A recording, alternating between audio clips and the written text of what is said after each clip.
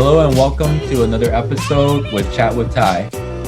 Today it's going to be the episode 3 for the series Talking Sports. And today we're going to be talking about injuries and recoveries with Justin Lundberg. Justin is from Washington State. I met him in high school. He's my bitch. And he goes to school in California. Tell us a little bit more about yourself, Justin. Tell us a fun fact about yourself. How's it going, everybody? Justin. Definitely not Tyler's bitch. I grew up in Washington with Tyler. Went to high school with him. Fun fact, you could say that I'm the best fisherman on this side of the Mississippi. And if you have anything against that, you can call my lawyers. All right. Good fun fact. So I know you've been playing sports pretty much your whole life. You played a lot of baseball growing up, football player for a year or two in high school, when I was there at least. I don't know what happened after, post my time. But tell me a little bit about your story with sports. How did you start? Why did you start? Yeah, so I started playing baseball when I was about 3 years old. My parents signed me up for T-ball. Ever since then, I went from T-ball to coach pitch to starting kid pitch when I was about 10. Then, got into competitive baseball, travel baseball, and then played competitive until my junior year of high school, and then stopped playing just because I was battling some injuries and didn't really think that college baseball was for me. And then also in high school, played football for all 4 years. Last 2 years ended up being captain of the football team. So yeah, some good experiences. So I know you have a lot of different injuries throughout your whole playing career. One of the most notable one is the scoliosis, I believe. I remember you telling me that the doctor was saying that it's really affecting your baseball ability. And I remember you telling me that sometimes it hurts when you're hitting and it hurts when you're throwing a little bit sometimes. Walk me through your experience navigating through injuries while playing sports. How did you do it? And what's the toughest part to overcome? Yeah, so starting with the scoliosis part, it started developing when I was about 12 is when I first noticed it. And ever since that time that I did notice it, like when I was going through puberty and growing a lot, it just got worse and worse. And so I did my best to kind of mitigate the extent that it would affect me. So I did a lot of physical therapy. Saw a few specialists, and then ended up going to the doctor, and they said, hey, you should probably get this looked at and possibly think about surgery. And so I was like, blah, blah, blah, asking a bunch of questions. Then they said, if you did get this surgery, your career with sports and like being active is probably over, just because the way the surgery works is they put steel bars and they screw them into your spine to straighten it out. So I wasn't too thrilled about that. I'm a very active person, love to work out, love to be active and all that, play sports. So that was kind of a low blow in my life, just to kind of hit me hard. It was a very difficult part of my life, made me rethink what the direction that I wanted to go, and made me, question a lot of things. Do I want to play sports? Do I want to do this? Blah, blah, blah. With scoliosis and trying to play sports, it makes things a lot harder, trying to gain strength, trying to work out, makes you have to do it a different special way. And so for me, it also brought on injury playing football and baseball. The first injury was in my elbow, and I thought it was just, classic, baseball elbow, just like more strain on it, just because I'm throwing so much.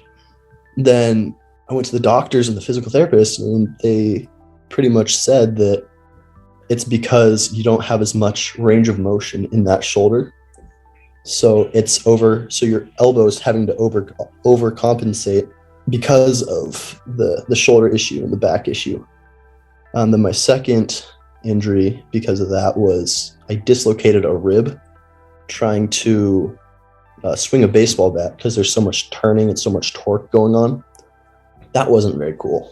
That's the extent of injuries from the scoliosis part that I deal with. And then in football and in baseball, I have torn both of my MCLs twice and I strained the meniscus in my right knee as well. So definitely a lot of injuries and dealing with that, having to recover, dealing with hardships and having to learn how to adapt and overcome and strengthen myself and bounce back.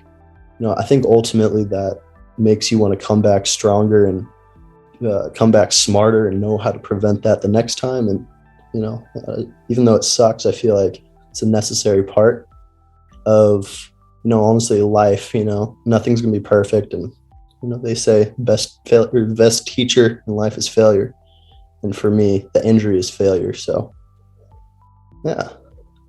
Yeah, definitely. I kind of can relate with a lot of the things that you have said. As you probably know, the biggest injury for me personally is my torn rotator cuff.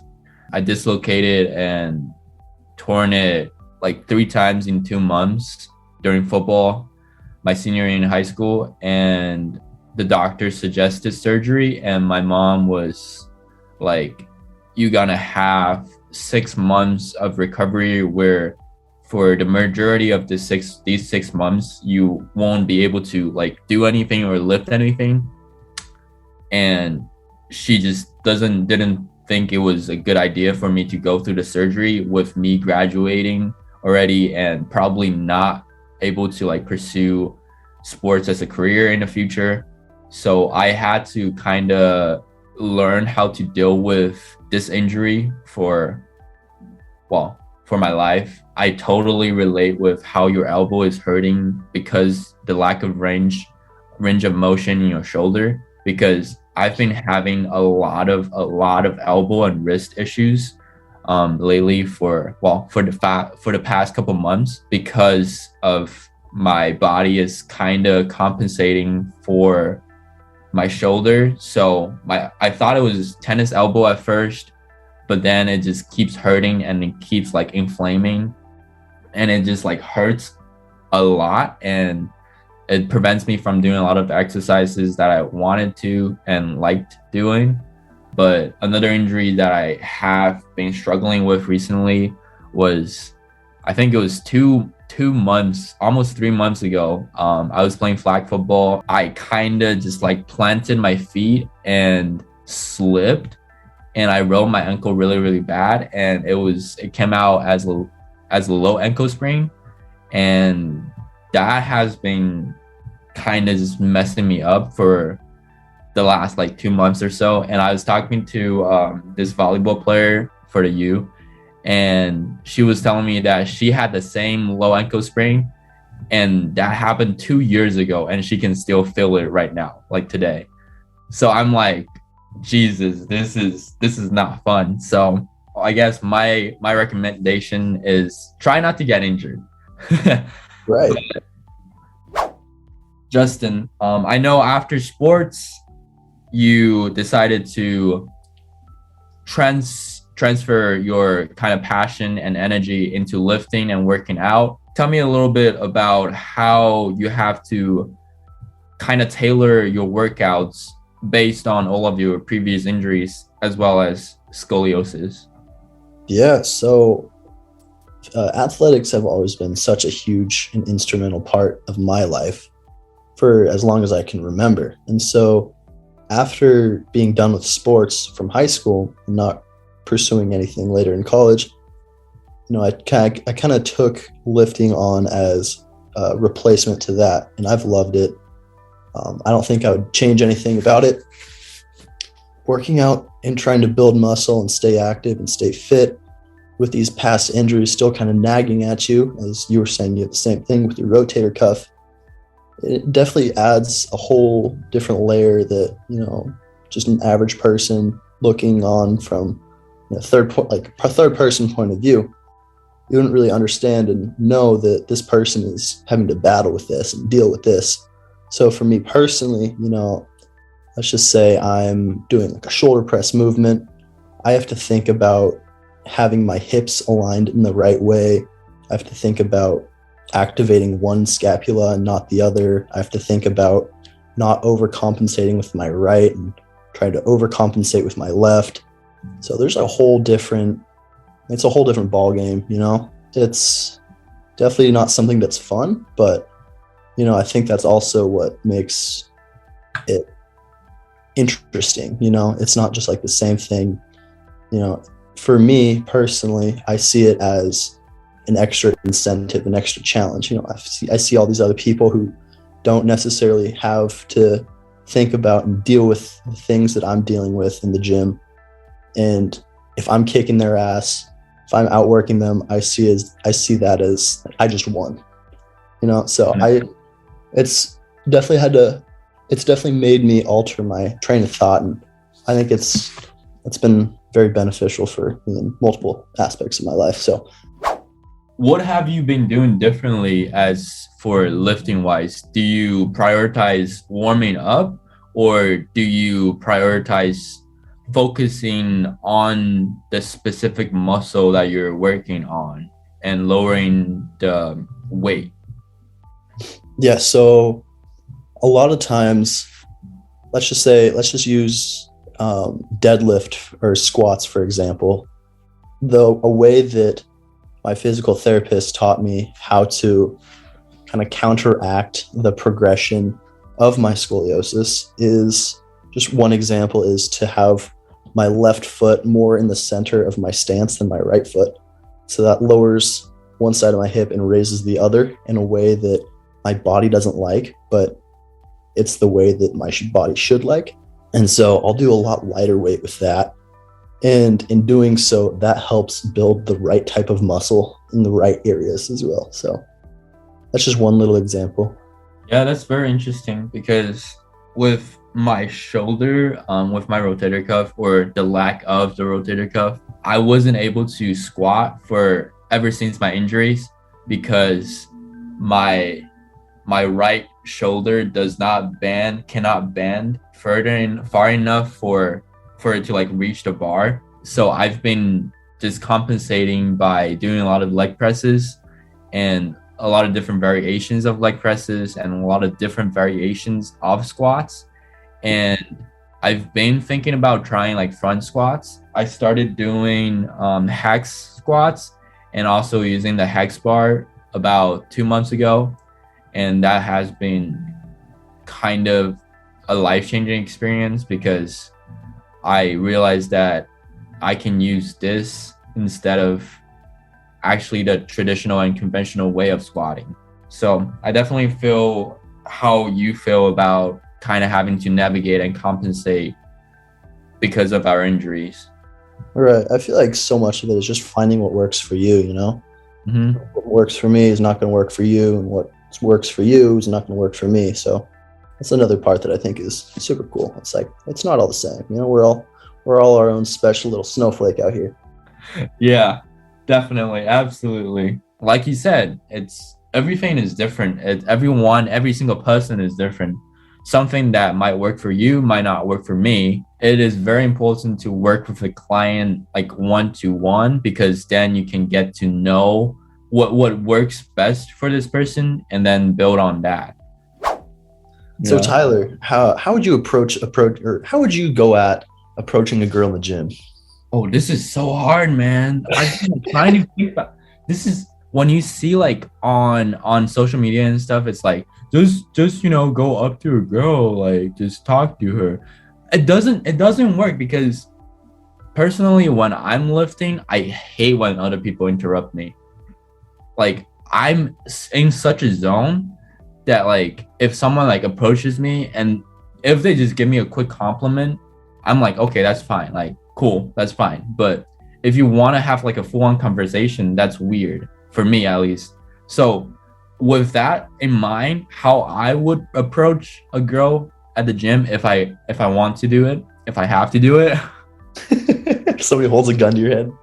Yeah, if someone holds a gun to my head, yeah.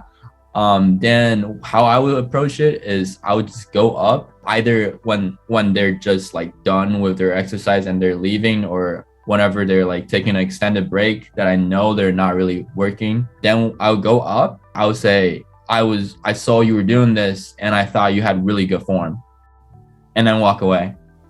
Because just run.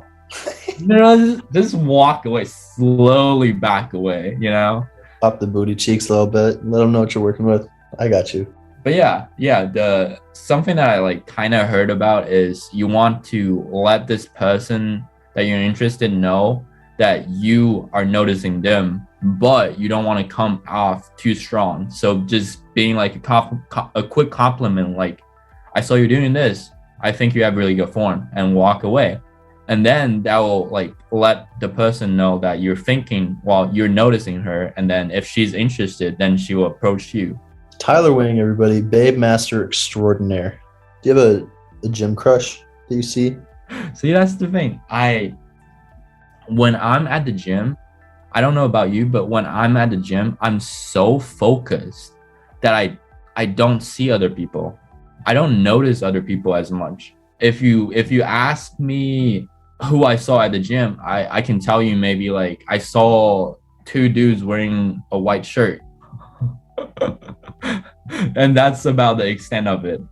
Yeah, because I'm always like I mentioned before, I'm always either staring into space, staring at something in between sets, or I have my eyes closed and I'm kind of just vibing to the music. That's what helps me focus, at least. But what works for you? Like, how do you stay focused at the gym? To be honest, I don't stay that focused. I'm gonna be honest with you. For me, like the gym is, yeah, it's a place to bear down and work your ass off, get bigger, get stronger. But I also recently, more so, has seen it as like a place to meet people, like work on like your skills with complimenting random people, getting to know them, things like that. And so, I'm not super focused, like you said, on myself. Like while I'm working out, like in between, like during my sets, I'd say I'm super focused. I'm locked in on what I'm doing. Like after that, like during, like in between sets, I'm willy-nilly. My mind is in another place. Absolutely. I need to learn from you that I want to compliment people. I want to learn how to approach people and give compliments. Because I feel like that's a really good way to gain like social skills and communication skills and stuff.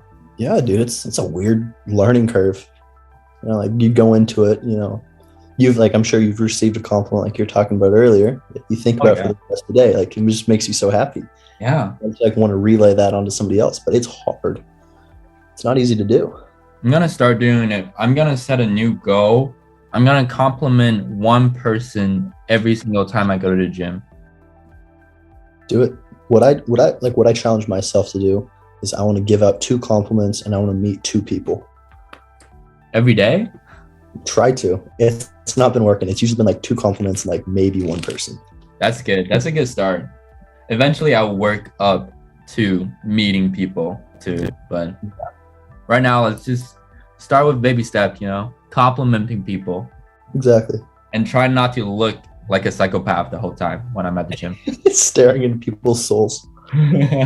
So I catch myself doing that sometimes. Like if I'm absolutely gassed after a set, I'll just like sit there and just like staring to like nothingness. And then sometime like when I come back to, I'll realize that I'm like just deadlocked staring at somebody. Yep. That's pretty much how I recover. But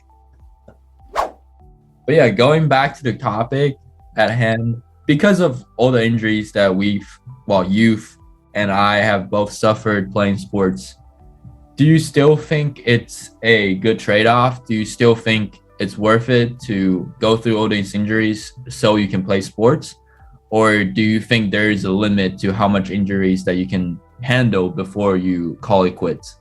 Yeah, so for me, growing up, sports was way more than just the sport itself.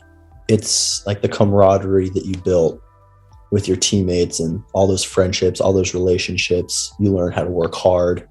You learn about work ethic, all that stuff. So definitely, I think to an extent, dealing with injuries is a necessary part. And unless you're actively like worsening an injury every single time you go play sports, and unless you're compromising your health with, continuing with whatever you're doing, I think that battling injuries and bouncing back and dealing with them and continuing to play is I think it's a necessary thing. And, for me, I did that and I'm glad that I did it as well. I feel like sometimes I have a lot of regrets when it comes to sports because obviously I wasn't born in the United States and I never really played or touched a baseball until high school pretty much. And I've never really played football seriously until high school. And I feel like that kind of limited my ability to grow and how much I can improve and how good I can be. But on the other hand, I had a lot more experience in swimming. I swam competitively when I was younger, but I had to give that up as well because of other life responsibilities and other duties. But my biggest regret is that I didn't work hard enough when I had the chance. It's kind of the thing that you realize looking back and you're like, oh, I should have and I could have pushed myself a little bit harder so I can be a little bit better. But I didn't know at the time that the hard work that I should be putting in is really worth it. So I would say the injuries, obviously, I right now, because of my rotator cuff thing, I feel like it's a 50-50 at this point. I don't regret playing the sport, but I do regret how I handled the injury because, like I mentioned earlier, it took me 3 dislocation to eventually completely destroy my shoulder. I feel like I should have taken precaution when I first dislocated it and just taken it easy. But when I first dislocated my shoulder, I did not tell anyone. It was in the middle of a practice and it hurt so bad, but I just kept on pushing through. I didn't say anything because I was a starter and I feel like I need to tough it out because, I don't want to lose the position. I don't want to lose my job. And also I feel like my body can handle this. But then the second time when it happened, I should have done something to maybe go to the doctors and ask for advice and talk to someone about this injury. Maybe that would have prevented further aggravation of the injury. But all in all, I have no regrets playing sports.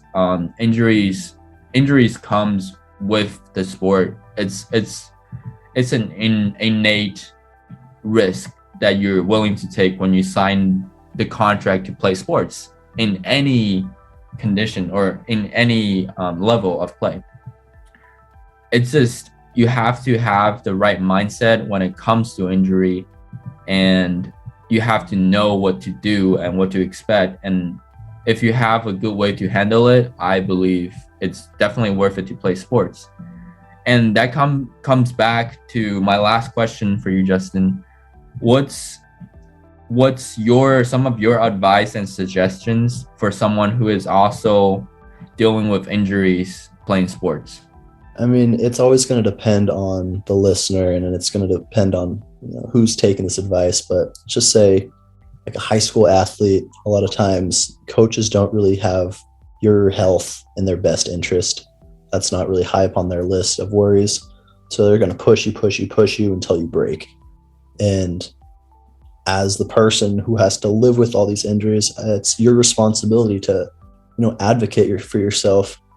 And it doesn't even have to be high school sports. It could just because you got like a tough skull and you don't want to like take a break and take days off and, do rehab and go to physical therapy and, get yourself right. But it's such a crucial part in maintaining overall health in your body. Because once one injury happens, another part of your body is going to start overcompensating. That could get hurt, and it could just be a snowball effect. And so, yeah, I've felt this in the past. I've had to get myself in the right frame of mind. Yeah, I do feel it. I feel like the most important thing that you're mentioning is obviously injuries happens, but you got to try to deal with it or catch it before it gets worse to the point of no return. But that's kind of how I feel like for some reason, when I was in high school or even early on, I was ashamed in some way for being injured sometimes. So I wouldn't like open up to say I'm hurt because I feel like that makes me worse than other people. Yeah, yeah, it's definitely another big learning curve, that a big hump that you have to push over. You just gotta realize, I mean, when you're younger, also, you're not really gonna understand the importance of like your health being, number one. You don't really realize that you're gonna have to deal with all these injuries later on, and it's just part of life. You gotta assess it, get better, and get back to what you love. Absolutely. That's a good conclusion to the episode. Injuries happen. You just gotta learn how to handle it and manage it, and make sure that you speak out for yourself and have your own self-interest in mind, because not all the time, not everyone has your best interest in mind. Well, thank you, Justin, for coming on today and sharing your experience with injuries and how you deal with it and how you recover from them. This is Chat with Ty, and I'll catch you guys next time on another episode with Chat with Ty. Wow.